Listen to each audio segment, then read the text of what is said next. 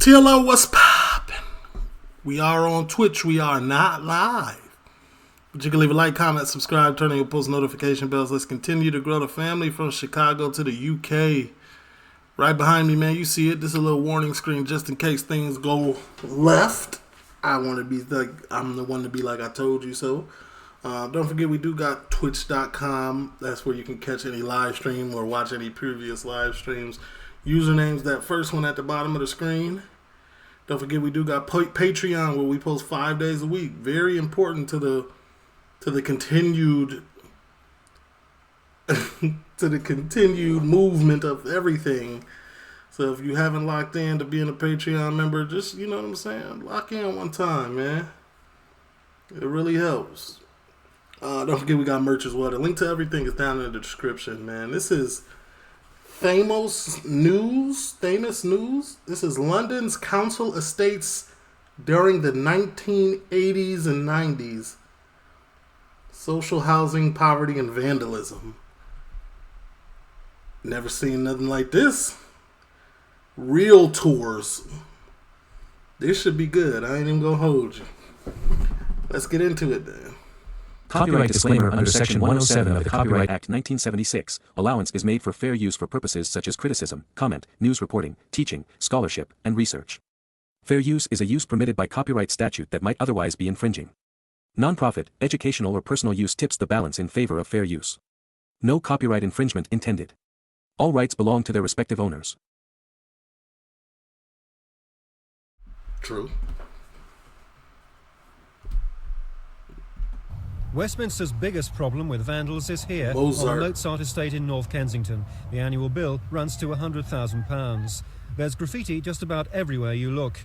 Windows are smashed, lights have been ripped out, even brick steps dismantled.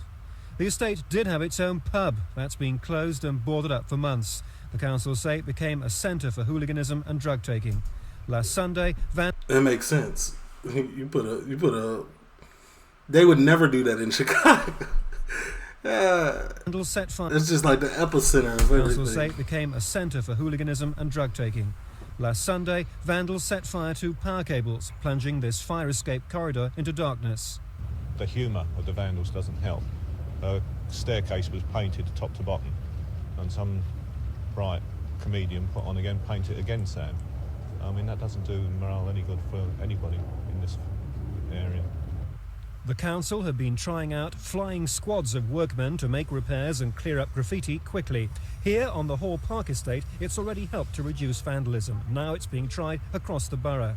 It's well over £500,000 a year that it actually costs the ratepayers, all the tenants, which in fact is the equivalent of a 3% rent increase.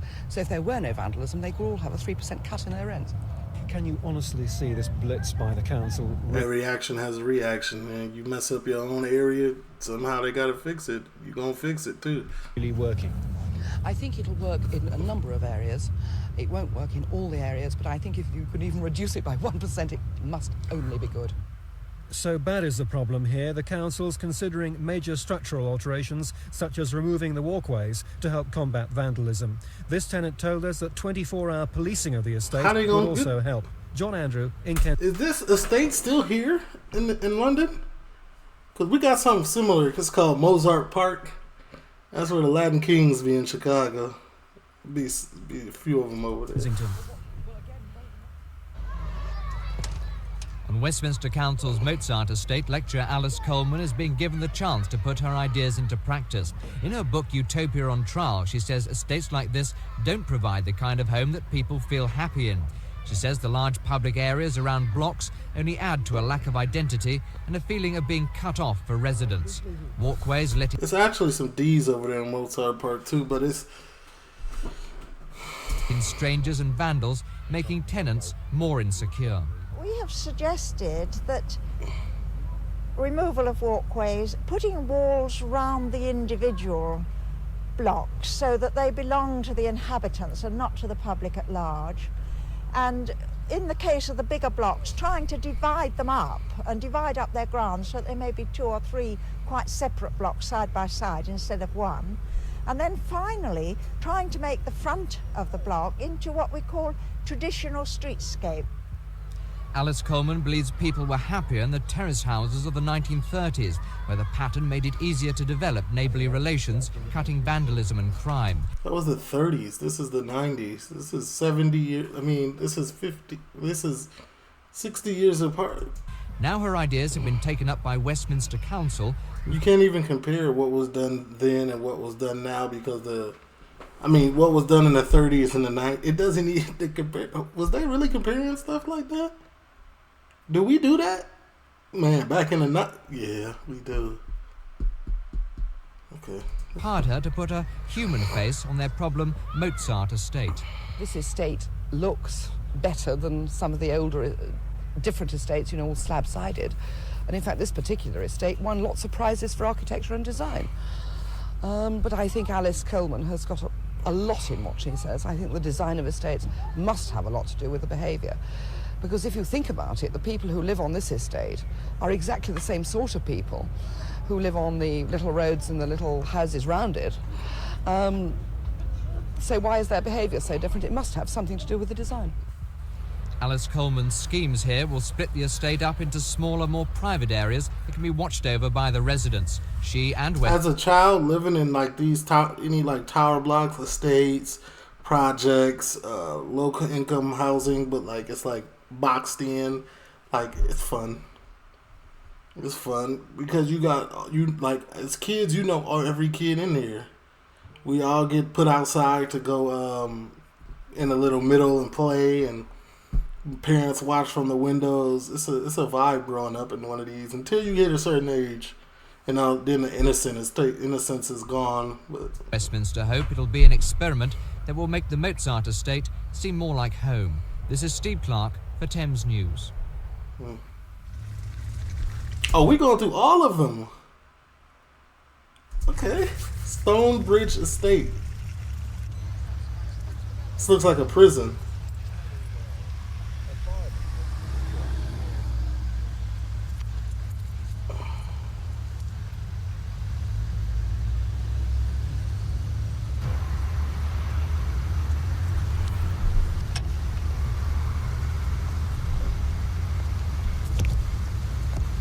See, these buildings not as fun for kids.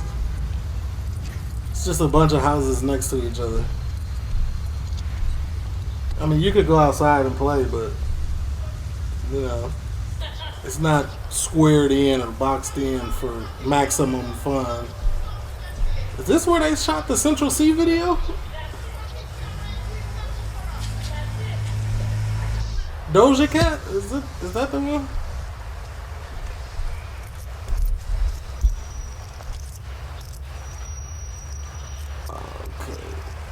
Barely any ventilation. Window. Look, this is a jail. You can barely open a window.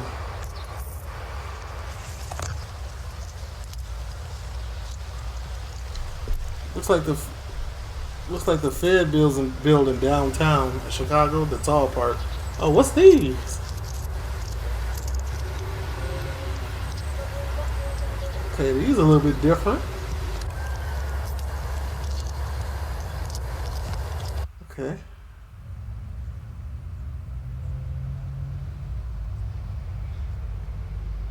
So this is the main road.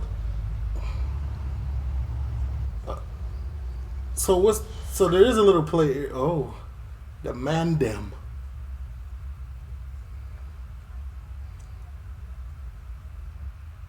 So there's a little gathering area for this one. All right. North Peckham. Okay. More than 2,500 people live on the estates.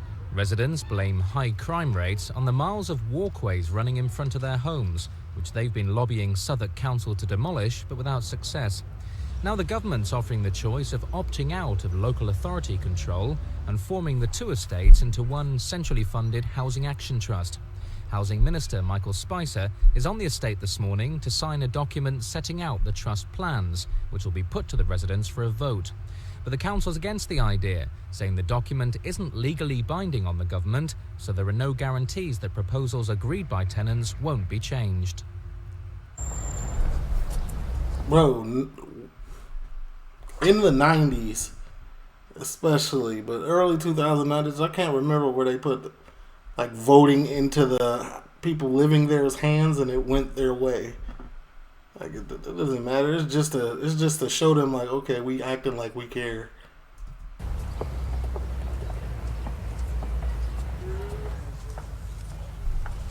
Yeah, nah, this looks fun. This looks like a good time.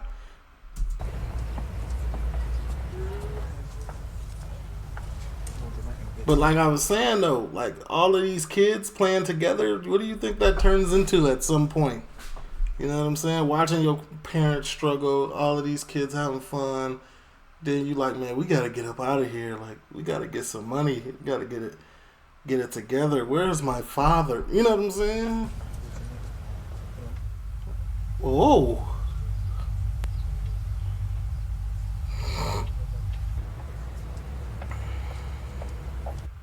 North Peckham is one of the most notorious estates in London. 1 in 3 men who live here are unemployed. Among young blacks, the jobless figure's even higher. 9 out of 10 are without work. Crime flourishes amid the decay. This is the no-go estate, where postmen, rent collectors and even doctors refuse to tread without a police escort. Boy, 9 out of 10 men are jobless? Is that what I just heard? Of course it's crime. Look, what? Of course, they gotta get money somehow. The vicar of the parish church, which nestles in the shadow of the 17-year-old estate, says people have been dehumanised. He says it's time for action. We've got to start somewhere. It's when nothing is being done at all and people feel neglected, they feel nobody cares, then they get even more despondent and depressed, and the temperature rises and trouble can then occur. Facts. So today, the Bishop of Southwark and other clergy took the housing minister on a tour of the estate. He announced the release of another £400,000 for improvements there. But all sides concede money alone isn't enough. Whatever the reasons why we didn't get it right in the first place, and we didn't, and the design, for instance, of these estates is pretty awful, as we now know. It's very awful. It's maximized for negativity. A bunch of people in one block-shaped area, all next to each other, no divide, no separation. Like, it's crazy. You'll have to spend money putting it right, but it isn't the only thing. The trouble with these estates is they're so big, the thing's gone out of control. It isn't completely hopeless, and if you go inside, as we've done to some flats, people are keeping the flats beautifully. It's trying to match that commitment that the individual people have with the state and the local authority actually doing the same on the outside. But some residents have said they've heard before of government money being put into estates like this. They see precious little happening yet. When are they going to start seeing something on the ground? There are things beginning rather slowly to happen here. The point is that once they've started, we must keep them going, because you're quite right that if things start and then just stop again, there's no point in it and people are crosser than they were before. A steady drizzle settled over the North Peckham estate as 3 bishops, 2 local vicars, the housing minister and a small army of his advisors moved through the graffiti-covered walkways and unused pitch-black underground car parks. The statutory small group of demonstrators were It's not that bad. on hand. 1 or 2 residents took the opportunity to bend a few in. But definitely no one's using the underground parking situation. No. You're asking to get robbed. But most of the estate's 200 front doors stayed locked.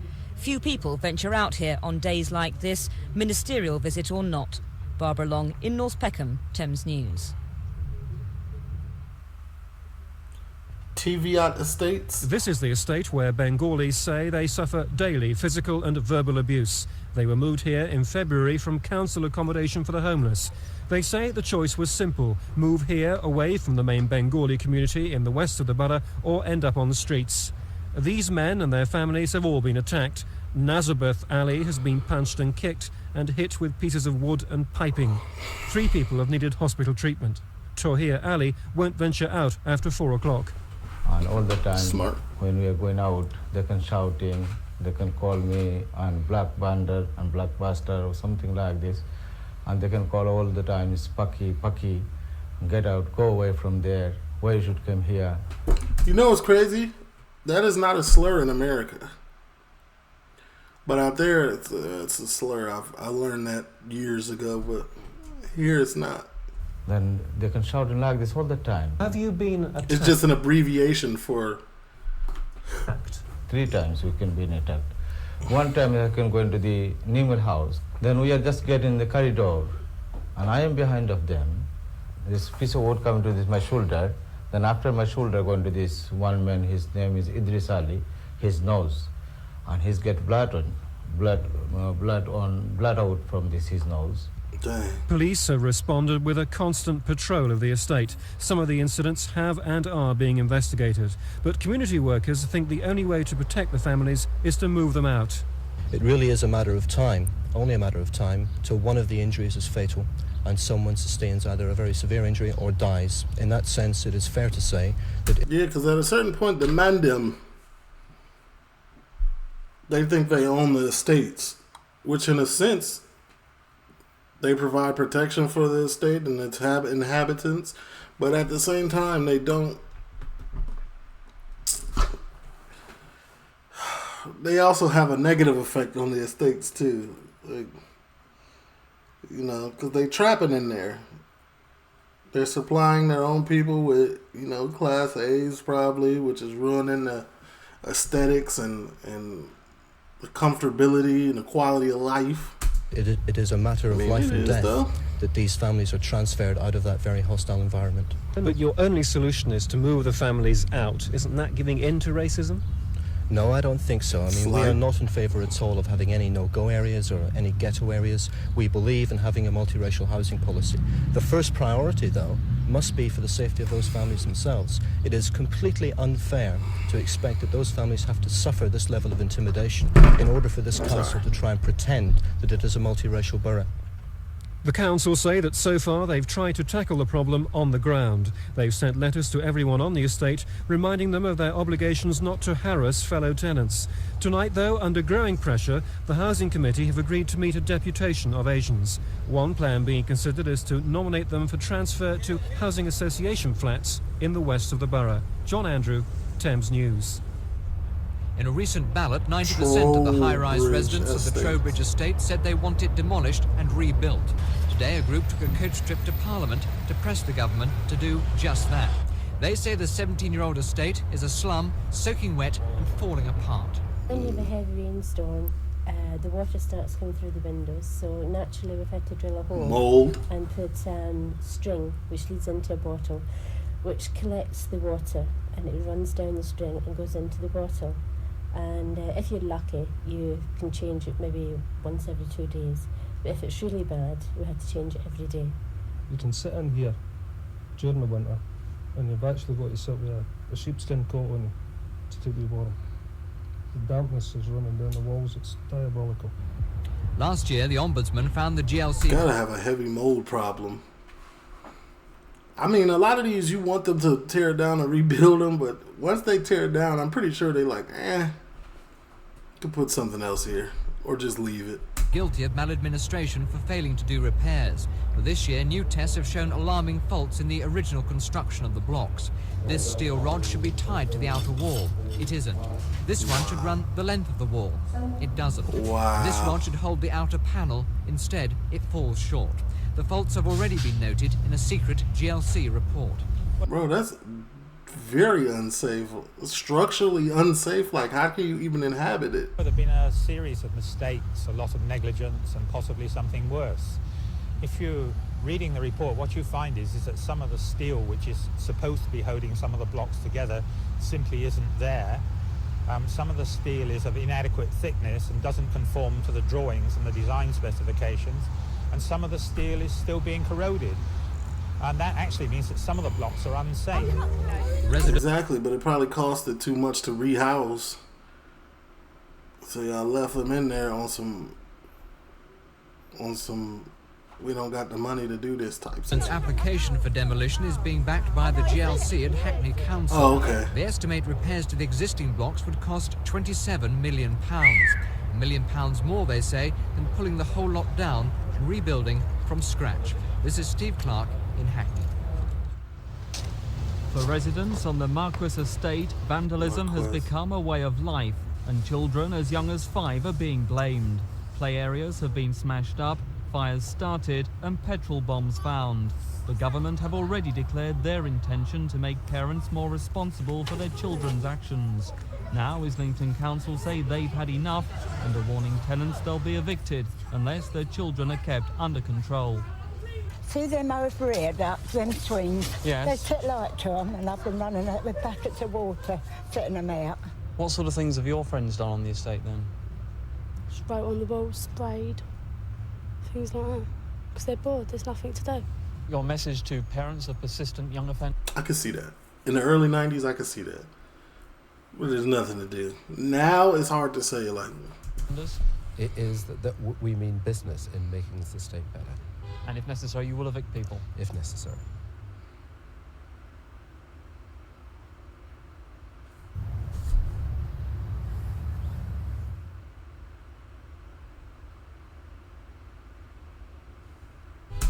And if necessary, you will evict people? If necessary. Other councils in the region say they're prepared to follow Islington's lead if necessary. Sydney Godley House on the Digby Estate in Bethnal Green. This one looks Built nice. In 1936, it comprises 73 flats. 2 years ago, Tower Hamlets Council spent £1 million renovating 40 of them. After Looks that, nice. the money ran out, leaving another 33 flats standing empty wow. and derelict. But councillors in the Alliance-controlled Never borough are sceptical that the White Paper proposals will solve the housing problem for local people. They fear it could make it worse. If the tenants would How have... does the money run out? When there's a pre-talked about... Like, y'all talked about this before and had money set aside. Where did it run out to? Like, y'all knew coming in, like, every unit is going to cost X amount of dollars, and we got this amount of units. Let's get that together. This times this equals this. This is the budget. How did the money run out? The money didn't run out. It got...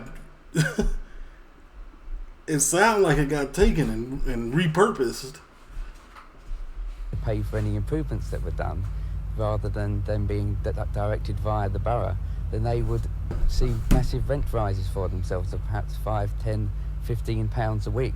And as a result, it may be that the actual people who live at the present may be pushed out of the area because they simply could not afford to pay for it. On the Digby Estate this afternoon, the government's plans met with a mixed reception. Well, anybody that'll do the place up like and finish, the mess that we have here, it's like a dump like with the last 3 years looking out the window like, And you got old tramps going in and out of buildings and that drinking wine. You're not frightened about rents going up if the estates are improved? I'm not really worried about that like. Social pay my rent now, but I don't pay nothing, but I don't know what would happen, do you know what I mean, if I had to pay rent out of my money, because I don't get a lot a week. Bethnal Green residents say they don't mind if the yuppies move in, as long as they aren't forced out into even worse inner city ghettos. Alina Kerkuch in Bethnal. Oh, if you only knew what was going on in 2010s and through now. Oh yeah, gentrification worldwide. Bethnal Green for Thames News. Waterloo Estates, or do y'all call it Waterloo or Waterloo? The Waterloo Estate in Bethnal Green formerly belonged to the Armstrong-Jones family. At the turn of the century when it was built, it was an address cherished by those who lived there. Now showing signs of age and neglect, the tenants are still proud of the area, or at least... These don't look like estates at all. They just look like when they say estates... They were until the scaffolding... It just look like houses next to each other. There are several miles of piping around the flats. The good news is that it's meant to stop bits of falling masonry dropping on the local populace. The bad news is that as the council can't afford to repair the buildings, the scaffolding could well be there forever. The residents appreciate the council's concern for their safety, but they say they don't want to live in a state of siege for the next 10 or 20 years. It looks terrible. The council 10 years ago modernised the buildings by installing bathrooms and hot water. The residents now want to know why that investment should be wasted by not repairing the buildings. It can't be right. Next year they'll be putting up the rates and the rent, £2 or £3, and they're not doing nothing about them. That's right. I mean, we're living in bloody squalor here now. Yeah. What's that? It can't be right. These people on the ground floor got to have their lights on all day because there's no light getting into the place. Yeah. Estimates for 2 of the blocks are in the region of £3.5 million, and Tower Hamlets Council says they just haven't got the money. In the meantime, the scaffolding is costing the council £148,000, and there's no sign of an early settlement for the tenants. So this is what was going on in the 90s, huh? Y'all ain't have no money to rebuild nothing, and expected people to have jobs. If y'all don't got no money and there's no opportunity for y'all to get no money, then what do you expect the trickle-down effect is to the communities? Like, what do we expect back here? Scaffolding, in fact, has been hired for a minimum of 2 years. Colin Baker, Bethnal Green. The tenants in this flat began complaining 6 weeks ago. There's extensive damp in the bathroom, and now they're without hot water or heating. And they're not alone. The complaints office, set up and run by the Tenants Association, had 4 similar complaints today, and are expecting to be deluged by tonight as temperatures plummet. Since they took over the operation last Wednesday, they've had over 100 complaints from tenants, all of them, they say, urgent. And while they sympathise with the council workers who were threatened and even attacked on the estate, they're insisting on a better service. It's not the staff's fault. We can understand them being at risk. It's not our fault, but we don't see why the tenants should suffer. So what we're saying is, if you can't do it, we'll show you how. What do you think of the service you've been getting from the council? Services are absolutely dreadful.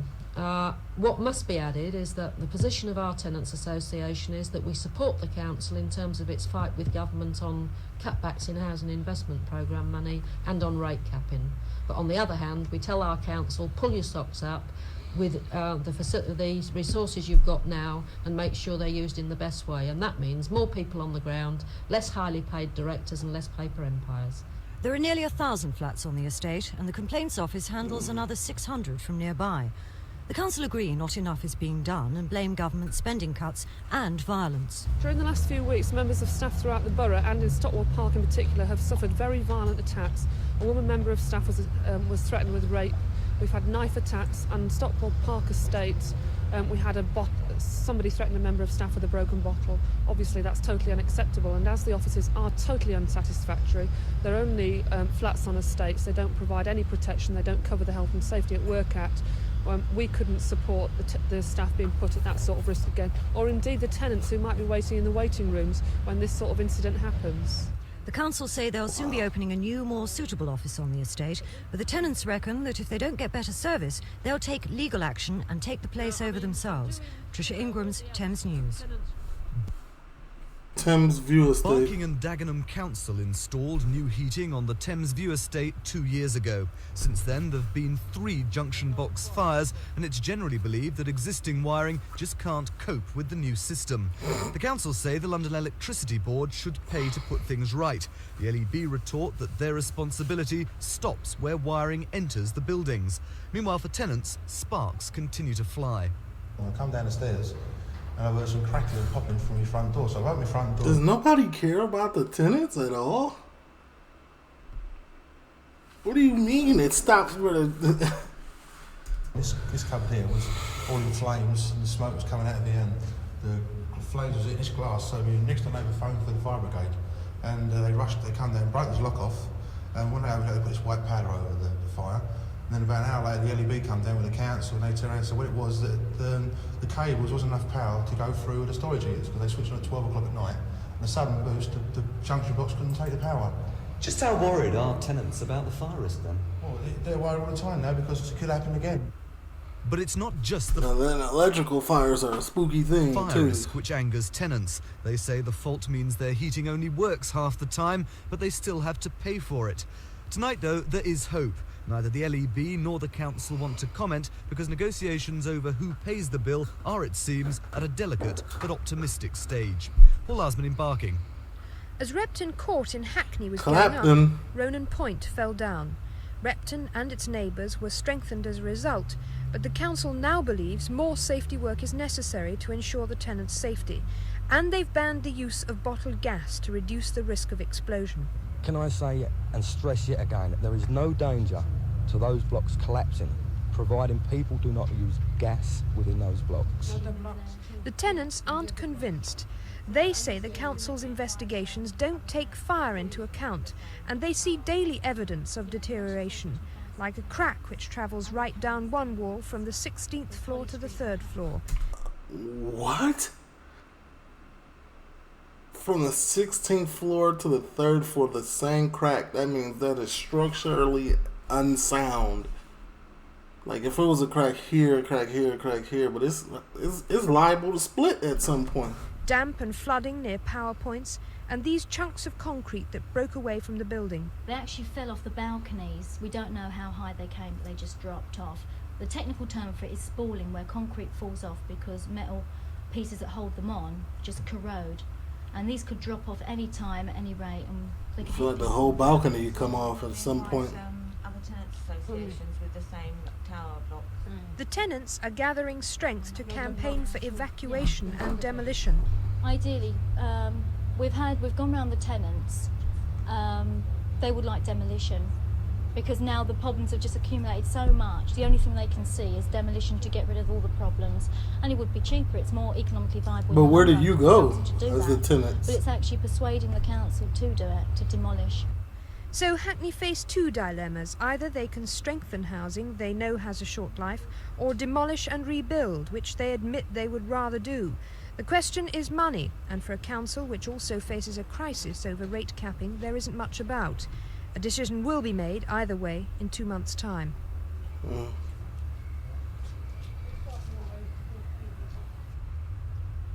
It's hella estates in the Clapham Park is a collection of tower blocks and council houses. So I'm guessing they demolished and rebuilt, because Clapton, is this still there, right?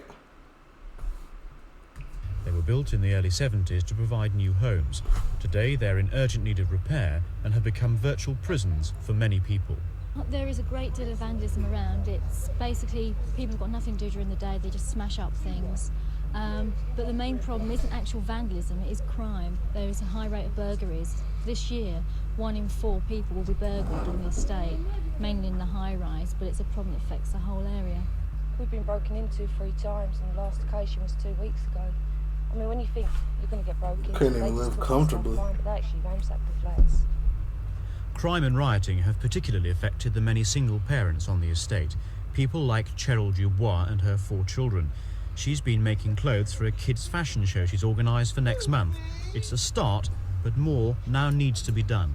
Well, one of the things we hope to do is to go to the Inner City Partnership for more money, but it will also require concentrating our existing resources more effectively, even looking at little things like the repairs and maintenance service, which often leaves much to be desired. In what ways can conditions on the estate be improved? I'd like to see the money spent on a more secure physical environment and better provision for young people, constructive things for them to do. Half the estate are under 25 and unemployed. This makeshift pool hall is the only place many of them have to go. Hackney Council have now set up an advisory group, but they also want £400,000 of inner city aid for repairs and improvements.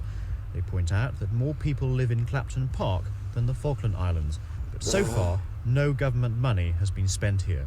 Nigel Roberts in Hackney for Thames News. 5 people died after a gas explosion caused the Ronan partial Point? collapse of Ronan Point 16 years ago. Newham Council spent thousands of pounds reinforcing 6 tower blocks after the disaster. But earlier this year, new faults were uncovered at Ronan Point, so fresh tests were carried out. And today, an interim report from experts seems to vindicate tenants' fears that I feel like back in the day when these things were being built, the technology or just the level of cutting corners was very, very... Excuse me. People just cut a lot of corners. They sacrifice safety for doing it quick, I'm guessing. tower blocks still aren't right. Independent consultants found that joints bearing the weight of the blocks are seriously defective. A full report will go to the council next month, but what conclusions does the housing chief draw from the initial findings? There is a vague possibility that those blocks could be rehabilitated, structural improvements made, and general upgrading. But as that would cost something in the region of £5 million per block, that just isn't on. So demolition seems to be the only answer. Tenants say they've been proved right. And the gaps in the wall is terrible. You can put your fingers through it, like my one, you can put paper in it and everything. It's just ridiculous. They're not an ideal place to live by any means. You know, and if I did get out, I certainly wouldn't come back in. At the town hall tonight, grave doubts were being expressed as to whether any of the controversial blocks would ever be reoccupied. This is Mark Wadsworth at Newham.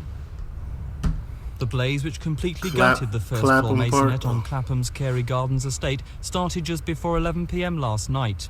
It's not yet known how it began, but investigators say it started in a downstairs room and spread through the home. The heat was so intense, many windows were blown out.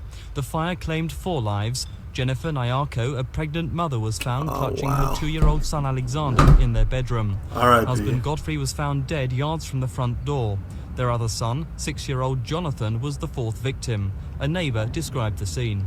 That's terrible. I came through this door here and looked up, and I saw the flames coming out. And a little boy shouting, "Please, somebody help me to get out here." But we couldn't help him because masonry and fire was coming down. The only survivor was the couple's 13-year-old daughter, Ruth. She was spotted screaming on a first-floor window ledge. 2 passers-by climbed 30 feet to save her. I stand up in the balcony and I know she got survivor's remorse. Open the window, push the window, she did.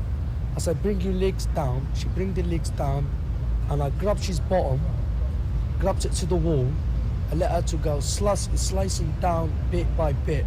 3 seconds she was safe. Roofer Barry Graham, who also helped in the rescue, was praised by the fire brigade for his bravery. Tonight, the fire brigade say they're convinced last night's blaze was an accident. This is Mike Pearce in Clapham for Thames News. Problems began on the Doddington estate as soon as the first tenants moved in 12 years ago. Its completion came at a time doubts about high-rise living began. What percentage of all of these are not there anymore? I'm pretty sure it's like 50%. Among almost a quarter of the 3,000 people resident here has been made worse by the conditions. Many vehicles were actually burnt. People had parked in the underground car parks, and obviously people then decided that they could no longer use the facilities being provided, and this then led to further acts of vandalism. Financial intervention by the council in cooperation with the estate's Active Community Association has made the workshops possible. 28 units for everything from dressmaking to an electrical repairs co-op. It'll give some of the borough's jobless new hope in their specialist fields. Hi-fi, TV, radio repairs really, and hopefully we try to get into sort of more sophisticated things like computering if we can. Make tiles, small articles or ceramics, and hopefully provide skills amongst people which will then later lead to some employment. Wandsworth launched the project last year with the help of the Manpower Services Commission. Sounds good. It's since attracted funds from the government, the GLC and charitable trusts. The estate's 500-strong community association helped plan and develop the idea, which will revitalise about 10% of the underground parking area. In a month's time, the workshops will be fully operational, providing jobs and renewed hope for at least some inner-city entrepreneurs. Mark Wadsworth for 10. It's 29 minutes in, and that's the first time we heard anybody trying anything. News. There were a host of good intentions. Peronet House Estate? Behind Peronet House in Southwark when it was built 22 years ago. But the attractive open spaces have become bleak, vandalised wind traps. Residents say they're the haunt of teenage gangs, and with so many exits and... Sound like Chicago. Wind traps? That's why they call it the Windy City, man. You go between certain buildings and you feel wind like crazy. Entrances, a mugger's dream. And down here 2 months ago, a man was murdered. And it's this place that's the source of many of the tenants' problems, the underground car park, which must have seemed a great idea in the original architect's plans, but which has in fact turned out to be a nightmare, the last place anyone would want to leave their car. Instead, it's become a haven for vagrants and drug addicts. We've had all sorts of problems, one being men molesting young women in the lift. Second, we've had lots of fires through the tramps sleeping down there. Muggers, of course, burglaries, and just lots of dirty problems, that being underground car park with no security, with no like rules and regulate, like it's a terrible idea anywhere. But now there's new hope. Today's announcement of fresh government funds means the council can press ahead with plans to virtually seal off the estate to everyone except residents. Electronic roller shutters for the car park, new buildings filling in the empty spaces, and a tenant's entry phone system. This block on the Wyndham estate, also in Southwark, had them installed 2 years ago. But tenants here say it hasn't stopped vandalism and crime and hasn't made them feel much more secure. They still get in, that's what I can't understand. People seem to let them in. We have all the school kids in every lunchtime, tearing up and down in the lifts. Sometimes when you're coming in with your key, you get strangers behind you, and it's not everybody, not all the strangers you can say, well, you can't come in because they might bash you one, so you just let them. Nah, that's cap. I used to live in a building, and I ain't even gonna hold you. Like, people used to come behind me and try to get in when I'm getting in. I'm like, no, whoa, put your key in, buddy. Oh, no, I'm just waiting for somebody. Well, wait. What you doing? I'm not on that type of time. I'm telling people off rip, no. That's me, though. It hit different when you toting that iron. Come in. Residents here say nothing short of full-time security guards would solve their problems. Small comfort for those living on the Peronet estate. Much of the security they're due to get may already be dated. Paul Green in Southwark for Thames News. Residents on the estate were told of the ban in this letter delivered by a postman under police protection. It blamed an alarming increase in harassment and threats to postmen. The ban follows a spate of attacks culminating last week when 3 youths robbed a 59-year-old man of his postbag. And local residents sympathise with the So y'all ain't finna get no more mail? action. The post office say they're sympathetic towards the problems of their delivery men and won't be taking any disciplinary action against them. And until the postmen receive guarantees that there won't be any further attacks on them, the ban on deliveries continues. Chalk Hill's been a assaulting a postman in America, I think that's a federal crime. problem since it was built in 1966. One of the biggest estates in London, it's always suffered more than its fair share of hooliganism, vandalism and muggings. Wait, where was this? Now, Chalk Hill's been a problem since it was built in 1960. Youths who, because they gather on private property, are untouchable until they actually commit an offence. If we could deal with people who were loitering about in small groups, move them on as we can on a normal public road, then we feel that we might be able to stop the problem right at its root. If the estate walkways and stairways were designated as public places, as public roads, then we would then be able to apply the normal legislation which deals with obstruction. The police solution doesn't enthrall the tenants. They prefer Brent Council's answer, a £3.5 million enclosure scheme for the walkways. It was started by the previous Labour administration, and about 10% of them have already been done. Each walkway is covered and fitted with entry phones to keep out unwanted intruders.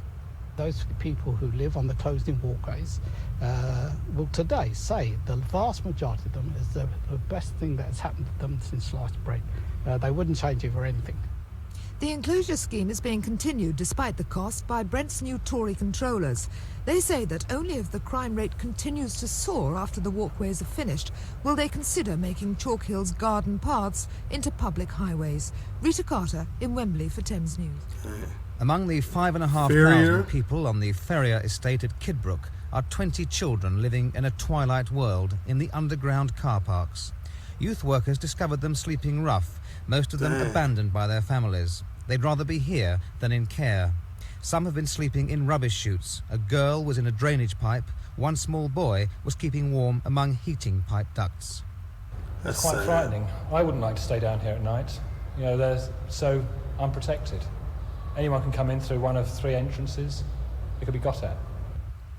Greenwich Council want to spend £35 million on the estate and knock some of these garages down. But because of the fate of the GLC, there's no certainty they'll get the money. Ever since the Willow Tree estate was completed 18 months ago, residents have been complaining that the soil is poisoned. At first, it appeared to be a horticultural problem. Flowers and grass simply refused to grow in places, as Mr. Malcolm Rhodes discovered after spending £70 on turf for this, his back lawn. 8 weeks afterwards, it started going patchy, and 2 weeks after that, it was completely gone. And you're still at a loss to discover why? Yes. But then residents, particularly children, began to contract diarrhea and other stomach upsets, while some, like Mr. Dennis Winter, developed a strange rash. Well, yeah, I just started tending the garden in the summer. Oh yeah, I'm moving. Plants and whatnot. That's too much. and I've been to the doctor and she's going to refer me to a skin specialist. She has no idea what's caused it? No, at first we thought it was the sun, and I was allergic to the sun, which is ridiculous because I've been out in the sun for 25 years as a lorry driver and out in the weather, so this is flared up. But it's only since I moved here.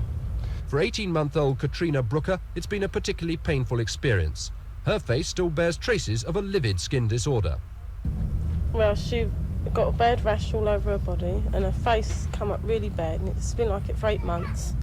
I took her to the doctor, and the doctor just said it's heat rash and eczema on her face, which is quite a coincidence that everyone's got the same. In August, Ealing Council's health officer wrote to some families saying that preliminary tests indicated that the soil was indeed polluted and warned them to avoid contact with it. The council admit that the site was once used as a rubbish tip, but claim that chemicals were not dumped there. Obviously, then. You don't know if chemicals were dumped there or not. People illegally do stuff all the time. And that pollution tests before building began revealed nothing untoward. Meanwhile, they're awaiting the results of more extensive tests on 30 soil samples before deciding what to do next. It'll probably stink over there. But families on the estate say that isn't good enough, and they're demanding immediate action. Council haven't really done anything, they're just letting us live on this poisonous dump, and it's terrible. Stephen Chambers on the Willow Tree estate in Northolt for Thames News. Families who said they'd been squatting for up to a year were put on the street by bailiffs backed up by hundreds of police. Council officials had a court order for the possession of 96 properties. The huge operation, which ended a waiting game, began in the early hours of Monday morning when I don't feel bad. I don't like squatters. I don't know the specifics of this squat, but cage went up, bet no organised resistance. Police had feared trouble from the 220 squatters. Hackney say they had to act because they want to find homes for the 800 families they're paying to keep in bed and breakfast accommodation. After today, families who've squatted on the Stamford Hill estate could be added to that list. What are you going to do now? Don't know. Nothing. Have to walk the street? Yeah, we just have to walk the street. One woman with emergency housing. 3 young children bolted the door of her first-floor flat, refusing to move when the bailiffs arrived. They come to my door and asked me to open it, and I wouldn't. Because I said, with the kid, I've got 2 kids here sick with measles, and I'm not going out on the street. So they said, all right, you don't come out, we're going to bank, we're going to kick the door down. Then she said to me, what number is this? I said, 3 Pentland Towers. We've got the wrong flat, we haven't got a warrant on it. Some tenants said their lives had been made hell by the squatters. Others said there'd been no trouble. Some of the tenants, the squatters, are very quiet and good. But there's some of them that really let them down. Flats need doing it. Listen, so there are actual tenants in this building. So, and then there are squatters, for real. Squatters, get out. Oh yeah, they're just telling you that they are broke, they have not got the money to do them up. They're going to sell it off and privatise the place. Then you will lose your homes as well. I ain't going to lose my home, my dear. There wasn't one. Yes, you are, ma'am. Complaint. If that's what happened, you did. Until today. And I've stuck by my guns. I mean, as I say, it doesn't make any difference to me. I'm just voicing my opinion. These squatters have been no problem at all. They've got no papers on them. Squatters complained about what they said was an excessive show of force against those who were evicted. They haven't been liking what's going on, but they haven't been resisting with violence. So there are no smoke bombs? There's no smoke bombs, there's no petrol bombs, there's no kind of bombs, there's no violence involved. People are there's just no way we moving on. Look how many police there are here, man. So people are moving on, Yeah, they're just going about their business and getting out. Hackney Council's ruling Labour group has been split by the decision to go for mass evictions with bailiffs and police. But tonight the leadership were taking a hard line, saying only about 20 of the 200 people made homeless by the operation would be rehoused. Mark Wadsworth, Thames News. Broadwater. We ended with Broadwater, the longest segment. No, this is still here. Council estate in Britain, but even before the 1985 riot, Broadwater Farm was well known locally as a dumping ground for problem families. Great efforts were being made to change its image, but since the riot, much that's positive has passed unnoticed. Until recently, some of these men were long-term unemployed and with the stigma of coming from Broadwater Farm unemployable. Now they have jobs and fresh hope, working on a fire prevention contract worth £150,000. It's a permanent job. It's a permanent job. And we are encouraging them to take up a trade. You see, the council is prepared to pay, train them, and to give them whatever they ask for. Almost 50 new jobs have been created for local residents on council and private projects ranging from damp prevention to window replacement. The Broadwater Farm Youth Association Co-op can be given the credit. They pressured the council to ensure firms who won improvement contracts employed local people. Some people were unable to get work because of age, because of their race, because they lived on Broadwater Farm Estate. So for all those reasons, people actually couldn't get work. So we had to try as best as we possible to actually then take a mix of people, old, young, long-term unemployed, inexperienced people. Money flowed into the estate even before the riot, but since then it's poured in. More than $500,000 from the government, thousands more from Haringey Council. But now the residents have, through their three main organisations, won enormous control over how the funds are spent. Unlike their colleagues who designed the estate originally, these architects don't operate in an ivory tower.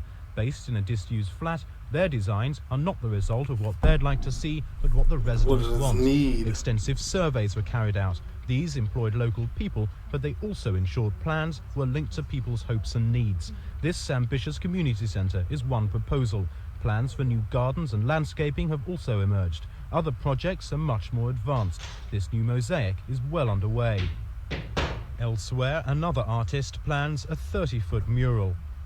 But despite the positive signs, the events of 1985 are still having a negative impact, particularly on the very young. Generally speaking, it's an increase in stress, if you like, social stress. We felt when we first came on here that there was an increase in problems to do with domestic violence. Children were particularly affected. For the first, until the following Christmas, from October '85, I think that the actual police occupation of the estate was harmful, caused a lot of pressure and a lot of tension, and it manifested itself in the behaviour of children. Children were behaving in certain types of problematic ways, in difficult ways. Outwardly, life goes on as normal, and the policing is now light. There are many good omens, but few people prepared to say categorically it couldn't happen again. See, there's a question here of simply of justice. You can. Bro, sound like four brats. Why don't find someone like me? Y'all ever heard that song? Create employment. Okay, you can create all you want. I bet you he can sing. People have justice to go with it. Then you're nowhere near to achieving that kind of harmony and stability, you know, that's actually needed. Do you think another riot could happen there? No, unless they send in somebody to come and start that riot. I'm not gonna lie, I came into this like it was just gonna be like a kind of like a hood tour, like which it was, you know. It gave us a rundown and a little tour of like a lot of estates. I don't know if that was all of them, but a lot of them. And that was cool, man. And it gave us a little background on what was going on at the time. That's why internet is good, man. It's like a time capsule for everything. Let me know if you're from here or been there. Let me know. I'm going.